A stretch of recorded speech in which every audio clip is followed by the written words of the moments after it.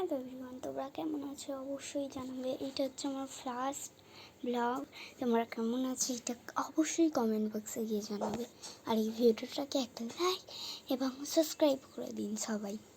একটু পরে দেখা হচ্ছে।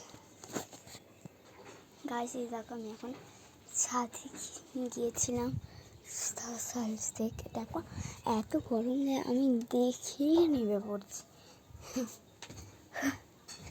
খুবই গরম।